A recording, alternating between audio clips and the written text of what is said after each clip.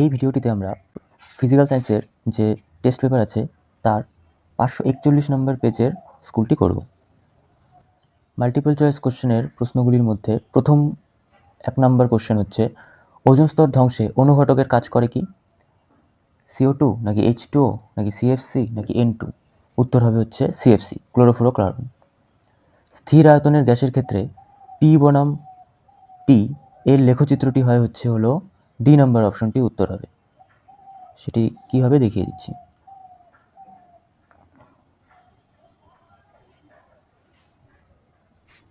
লেখচিত্রটি হবে এরকম দেখতে।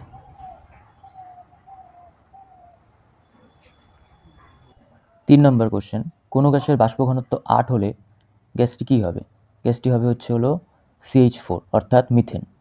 কারণ আমরা জানি কোনো গ্যাসের আণবিক ভর m = 2 ইন্টু বাষ্প ঘনত্ব অর্থাৎ m = 2d। এবার এখানে বলা আছে যে গ্যাসটির বাষ্প ঘনত্ব হচ্ছে 8, তার মানে আণবিক ভর হবে হচ্ছে m = 2 ইন্টু 8, সেটা হচ্ছে 16। তাহলে যে অপশনগুলো দেওয়া আছে তাদের মধ্যে CH4-এরই একমাত্র আণবিক ভর দাঁড়ায় হচ্ছে কার্বনের জন্য 12 প্লাস হাইড্রোজেনের জন্য 1 করে 4টে হাইড্রোজেন 4, সেটা হচ্ছে 16। তাই উত্তর হবে হচ্ছে হলো CH4। এবার 4 নম্বর কোশ্চেন, কঠিন পদার্থের ক্ষেত্রফলন গুণাঙ্কের একক, সেটি হয় হচ্ছে degree Celsius inverse, degree Celsius তার ইনভার্স বা টু দি পাওয়ার -1। সাদা আলো প্রিজমের মধ্য দিয়ে অতিক্রম করার পর বেগুনির আলোর বিচ্যুতি সবচেয়ে বেশি হয়। তারপরে আছে হচ্ছে, কোনো গোলীয় দর্পণের বক্রতা কেন্দ্রগামী আলোক রশ্মি দর্পণের ওপর প্রতিফলনের পরে প্রতিফলিত রশ্মি কিসের মধ্য দিয়ে যায়? কিন্তু এখানে অপশনগুলি যে দেওয়া আছে তার মধ্যে কোনোটিই সঠিক হয় না। এটি হবে হচ্ছে, এটি পুনরায় বক্রতা কেন্দ্রের মধ্য দিয়ে ফিরে আসে, এটি একটি অপশনে থাকতে হতো। এখানে কোশ্চেনটি ভুল দেওয়া আছে। রোধাঙ্কের এসআই একক হলো ওহম ইন্টু মিটার। লেঞ্জের সূত্র কোন নীতির ওপর প্রতিষ্ঠিত? শক্তি সংরক্ষণ নীতির ওপরে প্রতিষ্ঠিত। তেজস্ক্রিয় রশ্মির মধ্যে যেটি ধনাত্মক চার্জযুক্ত পাতের দিকে আকৃষ্ট হয় সেটি হচ্ছে বিটা রশ্মি, কারণ বিটা রশ্মি আসলে ইলেকট্রন কণার স্রোত এবং সেটি হচ্ছে নেগেটিভ, তাই সেটি ধনাত্মক পাতের দিকে বেঁকে যায়।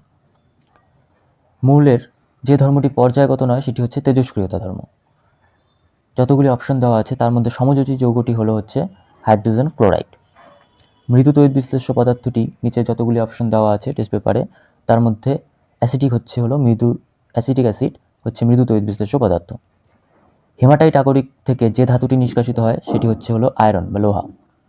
উত্তপ্ত ম্যাগনেসিয়ামের উপর দিয়ে নাইট্রোজেন গ্যাস চালনা করলে যে পদার্থটি উৎপন্ন হয় তা হলো Mg3N2 অর্থাৎ ম্যাগনেসিয়াম নাইট্রাইট। অ্যাসিটিক অ্যাসিডের সাথে সোডিয়াম বাইকার্বনেটের বিক্রিয়ায় যে গ্যাস উৎপন্ন হয় তা হলো কার্বন ডাইঅক্সাইড CO2। তারপরে এক কথায় প্রশ্ন উত্তর, বায়ুমণ্ডলের স্ট্র্যাটোস্ফিয়ার স্তরে উচ্চতা বৃদ্ধির সাথে উষ্ণতা বৃদ্ধি পায়। এর যে অথবা কোশ্চেনটি ছিল সেটি ছিল হচ্ছে, কোল বেডের প্রধান জ্বালানি গ্যাস কোনটি? সেটি হচ্ছে হলো মিথেন। ওজোন স্তর ধ্বংস করে এমন একটি জৈব পদার্থের নাম হচ্ছে ক্লোরোফ্লোরোকার্বন বা CFC। 30 ডিগ্রি সেলসিয়াস এবং 300 কেলভিনের মধ্যে কোনটি বেশি? সেটি হচ্ছে 30 ডিগ্রি সেলসিয়াস বেশি, কারণ 30 ডিগ্রি সেলসিয়াস এর সমান সমান হয় হচ্ছে হলো এর সাথে 273 যোগ করলে 303 কেলভিন, আর 303 কেলভিন 300 কেলভিনের থেকে বেশি, তাই 30 ডিগ্রি সেলসিয়াস উষ্ণতা বেশি। 2.4 এর কোশ্চেনটি আছে যে 1 লিটার অক্সিজেন ও 1 লিটার কার্বন ডাইঅক্সাইডের মধ্যে কোনটিতে বেশি সংখ্যক অণু আছে?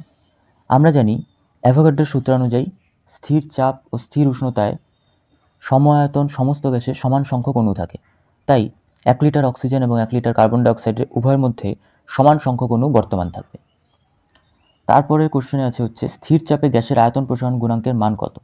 এটি হয় হচ্ছে 1/273 পার ডিগ্রি সেলসিয়াস। এর সাথে যে কোশ্চেনটি আছে সেটি হচ্ছে হলো, কঠিনের দৈর্ঘ্য প্রসারণ গুণাঙ্ক ও ক্ষেত্র প্রসারণ গুণাঙ্কের মধ্যে গাণিতিক সম্পর্কটি কী? দৈর্ঘ্য প্রসারণ গুণাঙ্ক যদি আলফা হয় ও ক্ষেত্র প্রসারণ গুণাঙ্ক যদি বিটা হয়, এদের মধ্যে গাণিতিক সম্পর্কটা হচ্ছে 2α = বিটা বা আলফা = বিটা বাই 2। তারপরে বলছে যে এফ ফোকাস দৈর্ঘ্য বিশিষ্ট একটি উত্তল লেন্সের কোন অবস্থানে বস্তুকে রাখলে সমান দৈর্ঘ্যের প্রতিবিম্ব গঠিত হবে? এটি আমরা জানি যে 2f দূরত্বে বা বক্রতা কেন্দ্রে বস্তুকে রাখলে সমান দৈর্ঘ্যের প্রতিবিম্ব গঠিত হয়। গাড়ির ভিউ ফান্ডার বা রেয়ার ভিউ মিরর রূপে কোন দর্পণ ব্যবহৃত হয়? উত্তল দর্পণকে ব্যবহৃত করা হয়। স্পষ্ট দর্শনের ন্যূনতম দূরত্ব কত দাঁড়ায়? ন্যূনতম দূরত্ব দাঁড়ায় হচ্ছে 25 সেন্টিমিটার, এবং যদি বলা হয় সর্বোচ্চ দূরত্ব বা সর্বাধিক দূরত্ব তাহলে সেটি হয় অসীমে। 2 ওহম, 3 ওহম এবং 5 ওহম রোধের 3টি পরিবাহীকে শ্রেণী সমবায়ে যুক্ত করলে সবকটি রোধের মধ্য দিয়েই সমান তড়িৎ প্রবাহিত হবে, কারণ শ্রেণী সমবায়ে রোধগুলি পরপর যুক্ত থাকে। তো যে কারেন্টটি যায় সেটি প্রত্যেকটি রোধের মধ্য দিয়ে সমপরিমাণে যায়। এটি যদি সমান্তরাল সমবায়ে থাকতো তাহলে পরে যেহেতু 2 ওহম রোধের মান সবচেয়ে কম, তাই তার মধ্য দিয়ে বাধা যেহেতু কম, তাই তার মধ্য দিয়ে তড়িৎ প্রবাহ সবচেয়ে বেশি হতো। ঠিক আছে, অর্থাৎ শ্রেণী সমবায়ে সবকটি রোধের মধ্যে দিয়ে সমান তড়িৎ প্রবাহিত হয়, আর সমান্তরাল সমবায়ে যে রোধটির মান সবচেয়ে কম হয় তার মধ্য দিয়ে সবচেয়ে বেশি তড়িৎ প্রবাহিত হয়। তারপরে কোশ্চেনটি আছে হচ্ছে, একটি যন্ত্রের নাম লেখো যেখানে তড়িৎ শক্তি যান্ত্রিক শক্তিতে রূপান্তরিত হয়। তড়িৎ শক্তি যান্ত্রিক শক্তিতে রূপান্তরিত হয় এমন একটি যন্ত্র হচ্ছে বৈদ্যুতিক মোটর। আর যান্ত্রিক শক্তি তড়িৎ শক্তিতে রূপান্তরিত হয় এমন একটি যন্ত্র যদি বলা হয় তাহলে সেটি হবে হচ্ছে ডায়নামো বা জেনারেটর। তেজস্ক্রিয় ধর্ম আছে এমন একটি নিষ্ক্রিয় গ্যাস হচ্ছে রেডন। ইউরেনিয়ামোত্তর মৌল হয় হলো প্লুটোনিয়াম, নেপচুনিয়াম।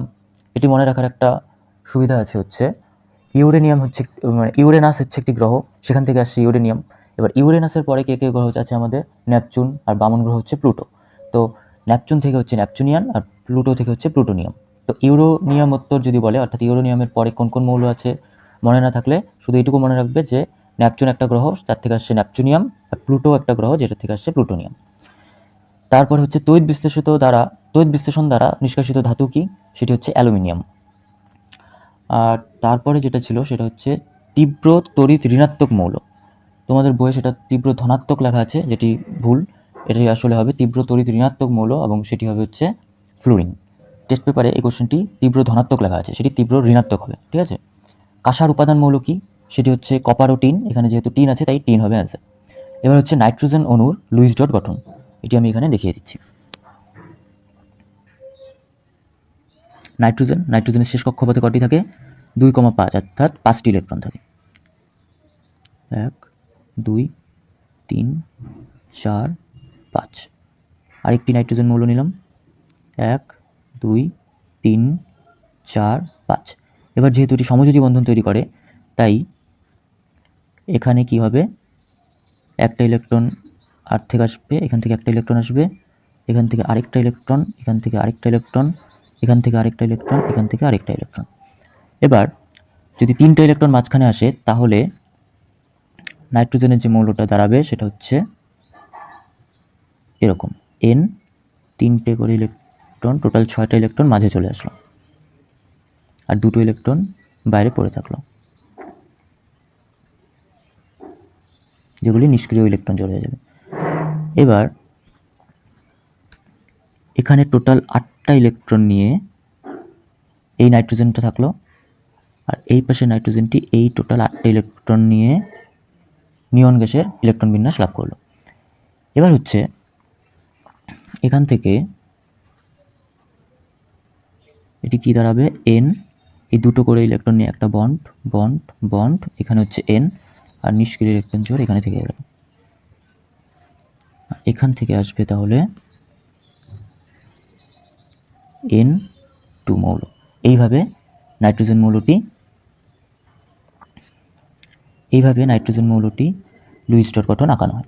ঠিক আছে, এরপরে হচ্ছে রূপার উপর সোনার প্রলেপ দিতে কোন তড়িৎ বিশ্লেষ্য ব্যবহৃত হয়? এখানে ব্যবহৃত হয় হচ্ছে পটাশিয়াম অরোসায়ানাইড। অম্ল মিশ্রিত জলের মধ্য দিয়ে তড়িৎ চালনা করলে ক্যাথোডে অ্যানোডে কী কী পদার্থ উৎপন্ন হয়?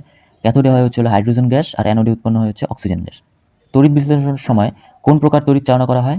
সেটি হচ্ছে ডিসি বা সমপ্রবাহ চালনা করা হয়, কারণ এসি কারেন্ট প্রবাহ করলে ইলেকট্রোডগুলিতে উৎপন্ন পদার্থগুলি দ্রুত বিপরীতমুখী হয়ে যেত। পরীক্ষাগারে অ্যামোনিয়া গ্যাস প্রস্তুতির জন্য অ্যামোনিয়াম ক্লোরাইডের সাথে কোন পদার্থে মিলিয়ে উত্তপ্ত করা হয়? Calcium hydroxide. ওলিয়াম কি? এটি ধূমায়মান সালফুরিক অ্যাসিড, যার রাসায়নিক নাম হচ্ছে ডাইসালফুরিক অ্যাসিড বা H2S2O7। লাফিং গ্যাস কি? এটি হলো নাইট্রাস অক্সাইড N2O। CH3CH2CHO এর আয়ুপ্যাক নাম চেয়েছে। আয়ুপ্যাক নাম কীভাবে করি আমরা? সেটা হচ্ছে CH3CH2CHO। এখানে কার্যকরী গ্রুপ হচ্ছে এটা। তাহলে এখানে যদি আমরা নাম্বারিং করি তাহলে এটা হবে 1, 2 3। তাহলে 3টে কার্বনের জন্য এটা হবে হচ্ছে প্রোপ, আর যেহেতু অ্যালডিহাইড গ্রুপ তাই নাম হবে হচ্ছে প্রোপানেল।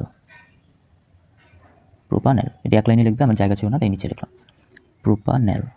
তারপর হচ্ছে 3 কার্বন পরমাণু বিশিষ্ট একটি অ্যালকেনের সংকেত। অ্যালকেনের সংকেত কি হতে পারে? 3 কার্বন পরমাণু বিশিষ্ট, একটা কার্বন, দুটো কার্বন, 3টে কার্বন।